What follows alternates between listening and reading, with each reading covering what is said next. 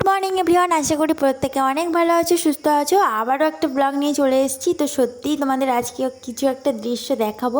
কালকে রাতে না প্রচুর ঝড় বৃষ্টি হয়েছে। তোমাদের কালকের ভিডিওতে বলেছিলাম যে আজকের হয়তো বৃষ্টি হতে পারে, তো সেই রকমই অবস্থা, যা কথা সেই কাজ। যেটা ভেবেছি আমি সেটাই হলো। তো এই দেখো এখন বাজে 6:05। ব্যাক ক্যামেরায় দেখাছিলাম কিন্তু হচ্ছিলই না। আর এখন বুঝতেই পারছো।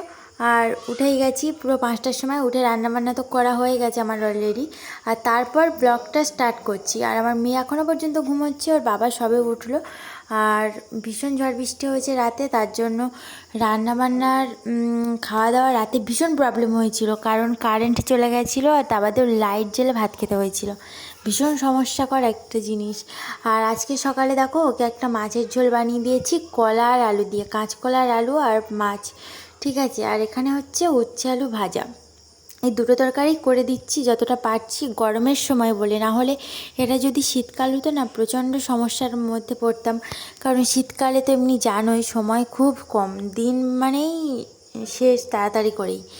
তো আজকের ব্লগটা আশা করি তোমাদের ভালো লাগবে। আর তোমাদের বাইরে গিয়ে কিছু জিনিস দেখাবো যে বৃষ্টিতে আসলে কি কি আমাদের হয়েছে।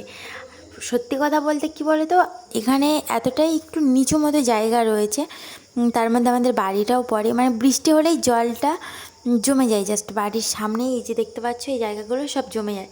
কালকের প্রায় গোড়ালি, মানে পা থেকে গোড়ালি যতটা হবে তার উপর পর্যন্ত জল জমে গেছে, কিন্তু অলরেডি দেখতে পাচ্ছি লাইট জ্বেলে ফোনের। আর এদিকে ঝড়ে তো দেখতেই পাচ্ছ চারদিকে নোংরা বিচ্ছিরি অবস্থা, মানে আমার গা এমনি গুলো এইসব নোংরা ফোংরা দেখলে। আর এগুলো এখন পরিষ্কার করব। আর চারদিকে পাতা ফাতা এইসব পড়েছে, ঘরের মধ্যে পর্যন্ত ঝাপটা দিয়ে পাতা নোংরা চলে গেছে, বুঝতেই পারছো কালবৈশাখী। আর বৈশাখ মাসের আর মনে হয় 2-3 দিন বাদেই 25শে বৈশাখ। তাহলে এর মধ্যে যদি এত লাস্টে কালবৈশাখী হয়, এতদিনের পুরো গরমের পাওনাটা একসাথেই মিটিয়ে দেবে না কেন? আর এখন গাছপালাগুলো মনে হচ্ছে সত্যি আমাদের শান্তি দিল বৃষ্টিটা হয়ে। কত সুন্দর সবুজ তরতাজা হয়েই দাঁড়িয়ে রয়েছে, দেখতেই পাচ্ছ। আর একটু বেশি পরিমাণেই জল জমে গেছে, তবুও রোদ উঠলে হয়তো ঠিক হয়ে যাবে। আর এপাশে দেখো নোটে শাকগুলো পুরো চকচক করছে একদম, আলোও পাচ্ছে, এদিকে বৃষ্টিও পেয়েছে। আর এখন কুমড়ো ফুলও ফুটে গেছে, তো কুমড়ো গাছগুলো তরতজিয়ে লম্বা হয়ে যাচ্ছে। যাই হোক, ব্লগটা ভালো লাগলে তোমরা চ্যানেলটিকে সাবস্ক্রাইব করে দিও বন্ধুরা, আর লাইক করে দিতে একদম ভুলে যেও না।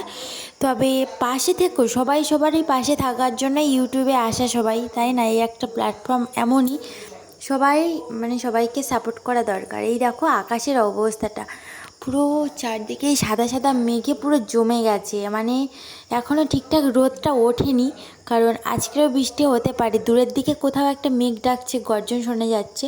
আর এই গাছের ফাঁক থেকে দেখতে পাবে এক্ষুনি সূর্য মামা উঁকি মারছে।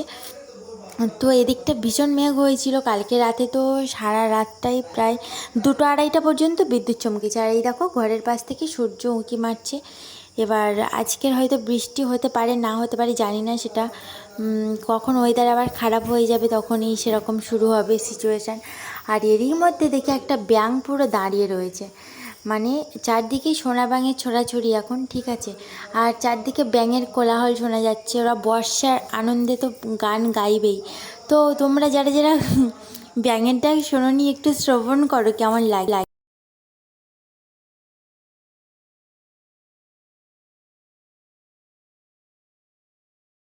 ব্যাঙগুলো কত সুন্দরভাবে গর্জন, এই মতোভাবেই আজকে রান্নাবান্নাটাও সেরে নিচ্ছি, কারণ এক্ষুনি ওর বাবা কাজে বেরিয়ে যাবে। আর এখন তো প্রায় 6:30টার বেশি হয়ে গেছে। আর আমি ভাতটা অনেকক্ষণ আগে থেকেই বেড়ে রেখেই চলে গেছিলাম তোমাদের সাথে কিছু জিনিস শেয়ার করতে, কারণ এই যে এখানে উচ্ছে আলু ভাজা করেছি, আর এখানে করেছি মাছের ঝোল, ঠিক আছে। আর এগুলো ঠান্ডা না করলে তো নষ্ট হয়ে যায়, এখন যা গরম পড়ছে। আর আজকের তো এই ভ্যাপসা গরম তো রয়েইছে, কেননা আবার কালকের বৃষ্টি হয়েছে, আর আজকে একটা রোদ উঠবে, পুরো ভ্যাপসাই গরমটা হবে দুপুরে। তো ব্লগটা তোমরা পুরোটা দেখো স্কিপ না করে। বন্ধুরা এখানেই সব কিছু গুছিয়ে দিয়েছি, আর এবার ওকে গুছিয়ে দেবো। তারপরে চলে এলাম এই যে কচুটা রান্না করতে, মানে সরি কচু শাক। তো কালকের অনেকগুলো কচুর ডাঁটা নিয়ে এসেছিলাম তোমাদেরকে, সত্যি সেটা আবারও দেখাতে ভুলে গেছি। আর আজকের করব মাছের মাথা দিয়ে কচুর শাক। আর এখানে দেখো কত রকমের খোসা রয়েছে কচুর শাকের সব মানে নোংরা খোসা ওগুলো সব ফেলে দিয়েছি, মানে আঁশ যেটাকে বলে আর কি। এগুলো ফেলা উচিত নয়, কিন্তু কিছু কিছু জায়গায় আমি ফেলে দিই, কারণ সেগুলো দেখলেও খাওয়ার যোগ্য ইচ্ছে করে না। তো আর এক কড়াই ছিল কিন্তু পুরো ভর্তি ভর্তি, আর সেটা দেখো জল বেরিয়ে একদম কমে গেছে। আরেকজন দেখো জলপরি সেজেছে, আর ওটা কার জামা বুঝতেই পারছো, ওটা ওর বাবার জামা পরেছে। বলছে আমি বাবার জামা পরবই, তো ওর পুরো পা ঢেকে গেছে এমনই অবস্থা। আর ওটা পরেই ও নাচ করছে, একা একা গান করছে, যে যেটাতেই খুশি থাকে সে সেটাই করছে। যাই হোক, ব্লগটা ভালো লাগলে অবশ্যই চ্যানেলটিকে সাবস্ক্রাইব করে দিও। আর আমাদের জলপরীকে কেমন লাগছে জানাও। আমাকে শুধু ডাকছে, বলছে চলে এসো ভিডিও করব ভিডিও করব, আমাকে ভিডিও করো। ওর তো এরকমই শুধু চিন্তা ভাবনা। যাই হোক বন্ধুরা, আর এখন সন্ধে হয়ে গেছে, আর পাশের বাড়ির কাকিমা এই জামরুল আর তরমুজগুলো আমাকে দিয়ে গেছিলো। আর এই জামরুল গাছটা ওদের নিজেরই বাড়ির, আর খুব মিষ্টি, কিন্তু ছোট ছোট, এখনও সবুজ সবুজ, কিন্তু খুব সাদা হয়নি। আর তরমুজটাও দিয়েছেও আমার মেয়ের জন্য, একটু ভীষণ বিরক্ত করছিল, মানে কান্নাকাটি করছিল, তো বললো মোনালিসা নিয়ে চলে যাও, এটা খাবে। তো আজকে ব্লগটা তোমরা দেখতে থাকো। এই যে এখন সিঙ্গারা খাচ্ছি আমরা সন্ধ্যাবেলা, আর ওর বাবা চলে এসেছে, ওর বাবাই নিয়ে এলো বাজার থেকে সস। কিন্তু আজকের সিঙ্গারাটা একদম ভালো লাগছে না, দেখেই বুঝতে পারছো একদম ভালো ভাজা হয়নি। তবে তোমরা পুরো ব্লগটা দেখতে থাকো বন্ধুরা। আর আমরা এখন খেতে বন্ধুরা, এখন সন্ধেবেলা কী কী রান্না করেছি দেখে নাও। এখানে রান্না করেছি কলা দিয়ে মাছের ঝোল, ঠিক আছে। এখানে কিন্তু 5 ফোড়ন দিয়ে কলার তরকারিটা করেছি, আর 5 ফোড়ন দিয়ে কলার তরকারিটা না খুব সুন্দর লাগে, একটা ভালো সুবাস আসে বলতে গেলে।